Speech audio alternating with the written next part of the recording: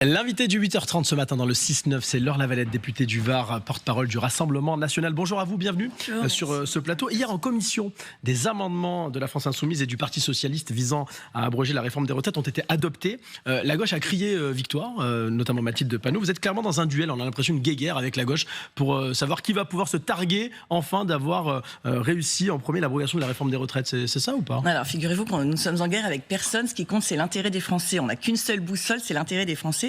Et qu'effectivement, cette réforme de retraite, dont les Français ne voulaient pas et ne veulent toujours pas, soit abrogée. C'est la raison pour laquelle, vous savez que jeudi prochain, on a notre niche, le 31 octobre, et ça va être l'occasion aussi de voir comment la gauche... Mais la gauche a raison, c'est une victoire pour la gauche ou pas? Non, c'est pas une victoire pour la gauche. Je veux dire, on l'a porté autant que... Vous savez, on peut être adversaire politique et avoir de temps en temps des idées communes. Il se trouve que cette réforme de retraite n'était voulue par très très peu de Français. Elle a été imposée par 49.3, un peu parce qu'on le sait bien, il y a eu un chantage de l'Union européenne qui disait à Bruno Le Maire, si cette réforme de retraite-là ne passe pas, à ce moment-là, vous n'aurez pas l'argent du plan de relance. Il faut expliquer aux Français l'hypocrisie quand même de cette réforme des retraites. L'idée était de dire, on va allonger le délai de cotisation, on va passer l'âge à la retraite, ce ne sera pas 62, mais l'âge légal sera à 64 ans avec 2 ans donc de cotisation de plus. Mais c'est une grande hypocrisie parce qu'il y a un senior sur 2 à partir de 55 ans qui arrive à la retraite sans être en emploi, soit en maladie, en invalidité ou au chômage.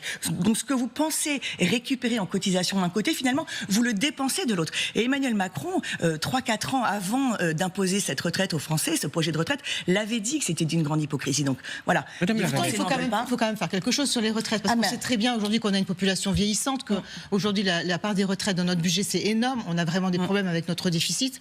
Ce soir on a Moody's qui va peut-être encore nous dégrader, le FMI qui alerte sur les risques de dérapage budgétaire. Donc qu'est-ce que vous préconisez? Vous avez raison, il y a une vraie question qui a été complètement éludée pendant tous les débats à l'Assemblée nationale. En plus, je portais le texte, donc je m'en souviens bien.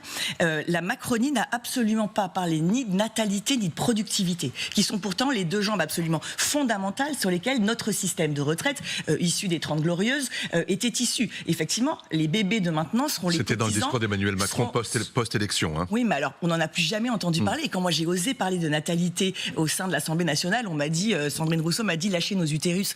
Il n'était pas évidemment question de forcer les femmes à avoir des enfants, simplement de se dire qu'effectivement, les femmes ont 1,7 enfants en France, alors que le désir d'enfant est à 2,5. Donc on pourrait imaginer déjà que si nous mettions les familles dans des conditions pour relancer cette natalité, ça a de l'intérêt, surtout qu'un grand nombre d'enfants...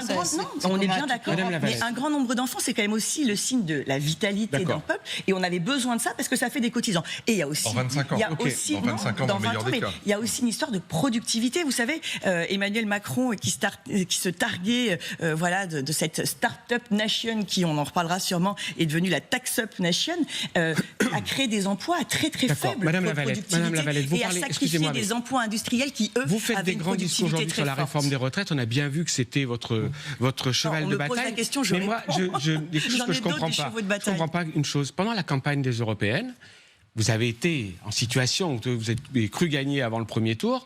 Et quand on vous parlait de la réforme des retraites, c'était oh là là là là. Il y avait beaucoup moins de discours. Et ma question va être très précise. Vous nous aviez dit à cette époque-là, tous, ici même, qu'on verrait plus tard, c'était renvoyé largement après le budget. Qu'est-ce qui fait que, et c'était assez flou, qu'est-ce qui fait que d'un coup, aujourd'hui, ce qui au mois de juin n'était pas une priorité, c'est devenu aujourd'hui la sacro-sainte des priorités. Alors comme je ne doute pas que vous êtes un observateur très aiguisé de la vie politique, vous vous souvenez ce que disait Jordan Bardella? Il disait voilà, si jamais je suis Premier ministre, on verra. Au 1er juillet, dans les 2 mois qui arrivent, j'aurai 3 priorités qui seront effectivement le pouvoir d'achat, l'immigration et la baisse de... Et après le budget, on verra. D'accord, octobre, excusez-moi, on est quoi? On est le 24 octobre. Le budget n'est pas voté. Vous avez bien vu qu'on était dans cette temporalité-là. Il y a une opportunisme politique, madame Lavalette, c'est un opportunisme politique. C'est un opportuniste politique. Je veux dire, vous tombez mal. En plus, j'étais déjà porte-parole à cette époque-là et j'ai très bien expliqué. L'urgence de juillet-août, elle était différente. On avait dit qu'on ferait à l'automne et nous sommes à l'automne. Cette niche parlementaire, c'est nous qui avons la première. Je pense que c'est tiré au sort. Marine Le Pen proposera le 31 octobre cette exactement, c'est la semaine prochaine. Mais qui sera de votre côté, franchement? La gauche sera de votre côté? On verra. Vous savez, je pense que 55% à peu près des députés ont été élus, notamment en disant qu'ils allaient abroger la réforme des retraites. Sandrine Rousseau a déjà dit moi, je ne me rangerai pas du côté du Rassemblement national pour cette proposition de loi. Il faudra qu'elle aille expliquer aux gens qui l'ont élu pour justement abroger cette réforme des retraites. Quelles ont été les raisons profondes pour lesquelles il n'a pas voté, à part leur sectarisme et le dogmatisme. Je termine simplement. Il ne vous est pas échappé que nous avions, les 2 dernières années, voté tout ce qui allait dans le bon sens, dans le sens des Français. Mais moi, j'ai voté des amendements d'LFI, j'ai voté des amendements macronistes, j'ai voté des amendements LR, parce que, encore une fois, je n'ai qu'une seule... Donc c'est un appel que vous faites à la gauche aujourd'hui. Rangez-vous de notre côté. Ils sont dans leur sectarisme et dans leur dogmatisme. Je pense malheureusement que les Français méritent mieux. Il faut sortir de ces postures. Ils ont la chance de le faire jeudi prochain. Ce qui veut dire que si jeudi prochain, votre proposition n'est pas adoptée, un mois plus tard, il y a, non pas la même, mais en tous les cas sur le même thème, une autre qui vient de la France Insoumise, vous la voterez. Alors qui n'est pas exactement la même, et c'est normal parce que nous ne sommes pas de la même famille politique, mais c'est ce que nous avons toujours fait. Vous la voterez. Probablement, c'est ce que nous avons toujours fait. Nous n'avons jamais eu d'état d'âme. Donc la gauche pourrait crier victoire à ce moment-là. Oui, mais alors avec nos voix, ça paraît bizarre du coup. Ils ne voulaient pas donner, mais par contre avoir une victoire avec nos voix. Vous voyez bien à quel point c'est complètement absurde. Ce qui est certain, c'est qu'encore une fois, voilà, il faut être mu par l'intérêt des Français et sortir. Mais comment vous expliquez, pardonnez-moi, que la plupart de vos partis frères en Europe, notamment ceux qui sont au gouvernement, notamment en Italie avec Madame Meloni, aient soit pris des réformes avec l'âge de la retraite au minimum à 64 ou 65 ans, et que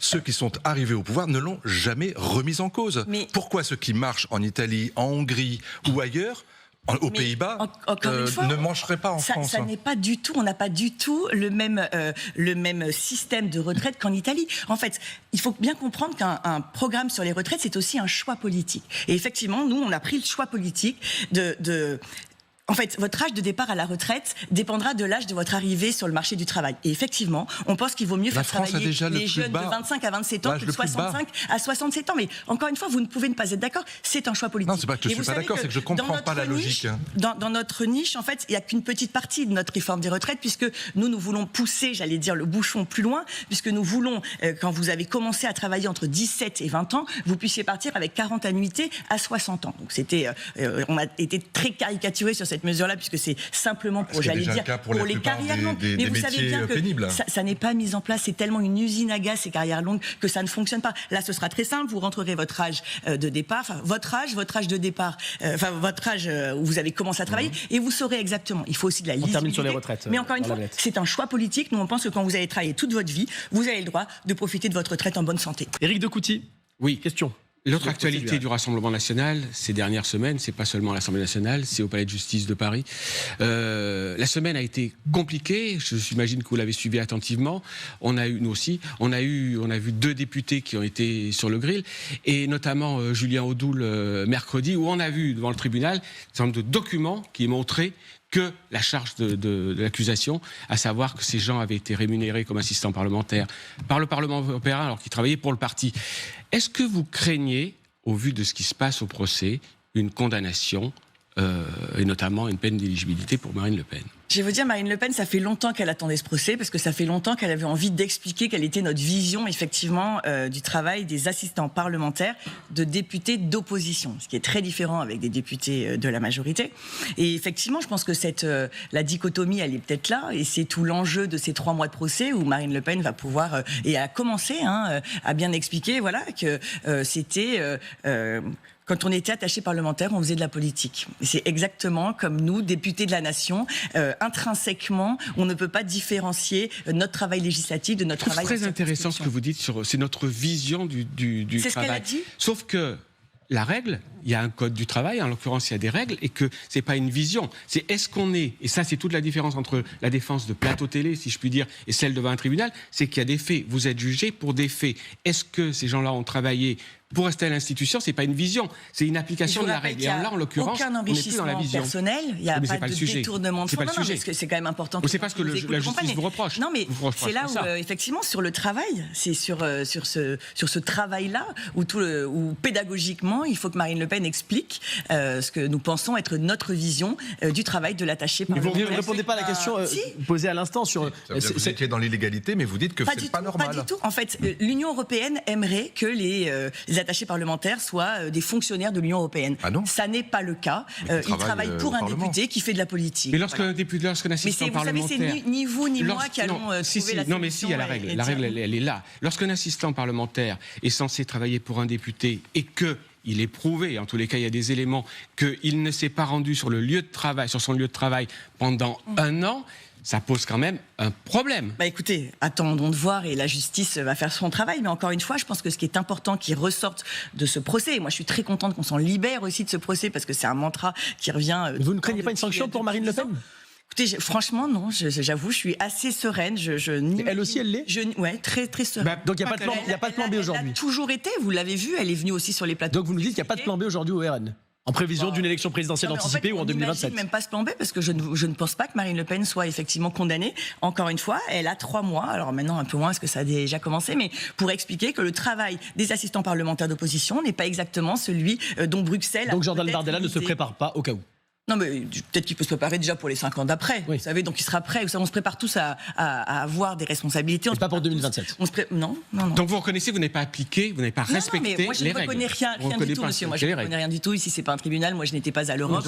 Donc, franchement, moi, je ne reconnais rien du tout. Et donc, un député de l'opposition, il est moins sérieux qu'un député de la majorité. Ça n'a rien à voir. Mais vous savez bien qu'on n'a pas du tout les mêmes prérogatives. Il ne faisait. Vous appartenez à des commissions. Il y a du travail parlementaire. Non, mais vous savez très bien qu'ils n'ont pas. Ils font pas de rapport. Vous savez, quand on disait ils font pas de rapport, mais ils font pas de rapport parce qu'en fait ils n'avaient pas le droit de faire des rapports. Donc on pointe pas du doigt des députés qui étaient minoritaires et qui n'avaient pas certaines prérogatives. Encore une fois, je pense que c'est très différent. Bruxelles voudrait qu'on soit à la botte de Bruxelles. En fait, les attachés parlementaires du Rassemblement national travaillaient pour les députés du Rassemblement. Autre thématique ce matin avec vous, Laure Lavalette. Oui, Isabelle. les agriculteurs, ils commencent à dire il faut refaire des actions. À partir du 15 novembre, ils appellent à se mobiliser. D'ailleurs, ils ont déjà commencé sur le terrain. Ils sont inquiets notamment de la signature de l'accord Mercosur. On parlait d'Europe à l'instant. Alors, est-ce que vous allez les soutenir? Quelle est votre position par rapport à eux? Je pense qu'il faut essayer de rembobiner un peu et de se souvenir de l'année dernière, du climat hyper tendu. Souvenez-vous, Emmanuel Macron qui n'était pas arrivé à inaugurer ce salon de l'agriculture, qui avait été exfiltré au premier étage et qui avait fait une espèce de réunion dans un couloir. Les images étaient quand même assez frappantes. Il était finalement descendu entouré de CRS pour voir 2-3 stands. Donc ça montrait quand même la défiance des agriculteurs envers Emmanuel Macron, qui avait tenté de calmer tout le monde en disant qu'effectivement ces traités de libre-échange qui mettent nos agriculteurs en concurrence avec des nations, des grands peuples et des grandes étendues aussi, avec des gens qui ne sont pas du tout soumis aux mêmes normes que ce que nous demandons à nos agriculteurs. Donc on voit bien à quel point c'est injuste. Ça avait été un petit peu calmé parce qu'on leur avait promis une simplification, souvenez-vous, dans leur travail, une simplification administrative qui n'est jamais arrivée. Je pense que la sobriété normative quand même, là vous parlez des agriculteurs, mais elle est vraie pour tout le monde, on en a besoin pour nos TPE, PME, enfin je veux dire, ça devrait être un peu une obsession, j'allais dire, cette sobriété normative. Et voilà, et puis je pense que les agriculteurs se rendent compte un an après qu'ils sont un peu, c'était un peu le dindon de la farce, et que ce traité Mercosur, qui avait refait parler de lui au moment des européennes, souvenez-vous, puisque nous sommes contre, évidemment, tous ces traités de libre-échange. On veut du juste échange. Nous, on veut que nos agriculteurs puissent être en concurrence avec des gens qui ont les mêmes normes qu'eux. Et le traité du Mercosur, il faut expliquer aux Français ce que c'est qu'en fait, pour que l'Allemagne vende des voitures, on va sacrifier nos bétails, on va accepter sur notre sol, mais c'est colossal, c'est 100 000 tonnes d'ovins, 180 000 tonnes de poulet qui va venir sur notre sol à des coûts qui sont très différents, puisque le poulet qui va arriver n'aura pas été produit avec le même coût horaire dans la ferme. Je ne sais pas si elle vient par exemple du Brésil. Si c'est signé et ratifié par la France, ce qui n'est pas le cas. D'accord. Enfin, ça pose quand même une vraie question, puisque Emmanuel Macron s'était engagé, mais souvenez-vous, il s'engageait au moment des Européennes en disant... quand même aussi, il s'opposait en France, mais il ne s'opposait pas à Bruxelles. Mais tout l'enjeu est là. Mais je vais vous dire, un peu comme pour le pacte asile-immigration, où on a un ministre de l'Intérieur qui s'oppose ici et qui finalement fait en sorte que ça soit transposé entre l'Europe et ici. Donc cette dichotomie, elle ne doit pas exister. Il faut, je pense, que nos dirigeants politiques soient beaucoup plus transparents, et je ne suis pas sûre qu'Emmanuel Macron n'ait pas envie de signer ce Mercosur. Juste pour terminer sur le budget, le 49.3 peut être dégainé à tout moment, ça vous le savez, même si le Premier ministre a déclaré vouloir laisser les débats se continuer à l'Assemblée nationale notamment. Vous êtes porte-parole du Rassemblement national à l'Assemblée nationale, justement. Vous croyez aux promesses de Michel Barnier ? Non, mais surtout, il vous a pas échappé quand même la stratégie qui était en train d'être en place à l'Assemblée nationale, où nous ne trouvons pas de députés macronistes ni de députés LR. Donc en fait, il laisse un peu pourrir la situation pour que LFI et in fine, il le déclenchera selon vous d'impôts, ils veulent tout taxer. Enfin, il faut quand même que les gens qui nous écoutent sachent que le nouveau Front populaire veut tout taxer. Tout ce qui régit votre vie, il y a une explosion des impôts. Et vous craignez ce 49.3 Non, en fait, je pense que c'est une stratégie parce que du coup, il y aura plus d'autres choix que le 49.3 finalement pour pouvoir contrer la gauche, alors que finalement les macronistes ne se seront pas opposés en hémicycle. Donc c'est très particulier. Je pense que ça vous arrange bien aussi le 49.3. Non, mais moi ça ne m'arrange pas. Vous savez, monsieur, moi ce qui m'arrangerait, c'est que le quotidien des Français s'améliore. Pour l'instant, ça n'est pas le cas. Alors heureusement, nous sommes très nombreux en hémicycle. On est le premier groupe en termes de présence, donc on arrive à s'opposer aux folies. Mais si Madame Lavalette, si le 49.3, la semaine dernière en commission, vous avez voté pour le projet de loi du gouvernement. Donc, s'il y a un 49.3... On ne vote pas pour le projet de loi. D'accord. En tous les cas, vous avez... Non, mais je ne peux pas vous laisser dire ça. En fait, nous ne voterons jamais le budget. Vous savez que le budget, c'est la traduction comptable de choix politiques. Les choix politiques qui sont faits ne sont pas les nôtres puisque nous ne sommes pas au pouvoir. Donc, l'opposition ne vote jamais. Soit elle s'abstient, soit elle vote contre. Au mieux, elle s'abstient. Mais ne dites pas que nous... D'accord. Donc, s'il y a une motion de censure, vous ne voterez pas la motion de censure. Pour terminer, Laure Lavalette. 49.3. Non, on n'en sait rien. On verra bien. Encore une fois, mais une motion de censure, pourquoi derrière? Ça pose des vraies questions. Tant qu'on ne changera pas le mode de scrutin, j'ai peur malheureusement que les mêmes causes entraînant les mêmes effets, nous ayons à nouveau une Assemblée nationale très divisée et incapable, un peu paralysée. Merci beaucoup d'être venu ce matin dans le 6-9.